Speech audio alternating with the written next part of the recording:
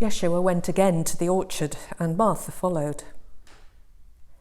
The tree he'd shaken was scorched, black and dead. It was a matter of faith, he told her quietly.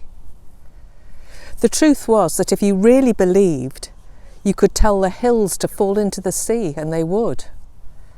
She could pray for things and know that they would happen.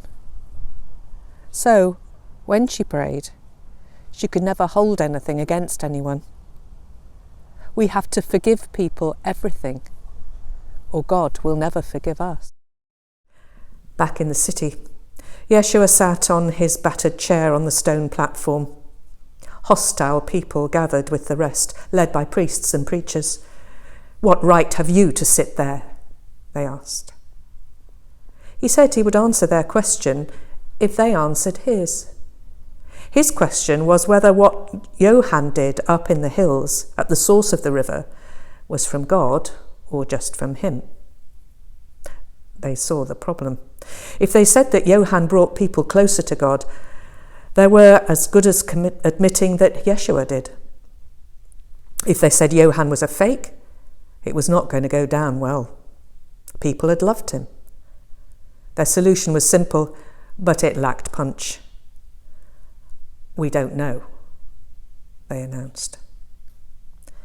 "Then I won't answer your question," said Yeshua. Everyone agreed he had won. He launched into a story about an elderly man who planted a vineyard in a perfect spot on a stony hillside.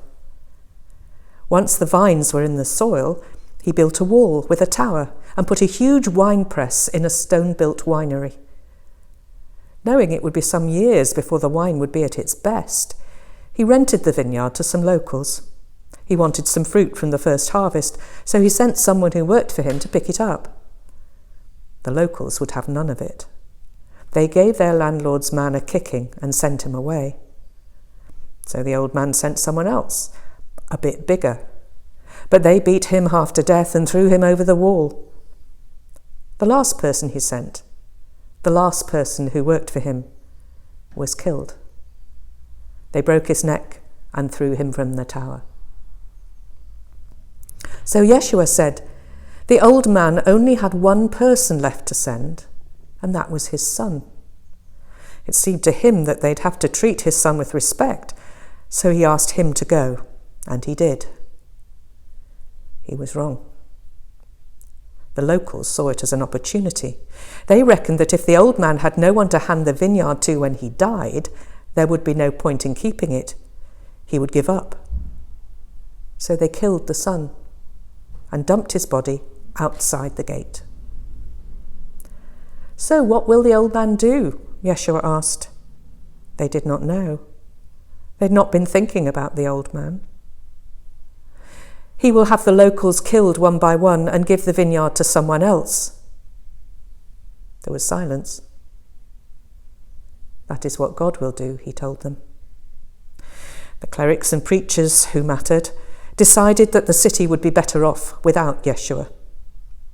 Storytellers themselves, they knew exactly who was who in the vineyard, who was entrusted with the truth and who was supposed to have betrayed it. That evening, in an inn close to the centre of the city, Jacob met some well-dressed men of religion. He was ready to do as they asked. They promised him money. He agreed to find a time when it could be done quietly.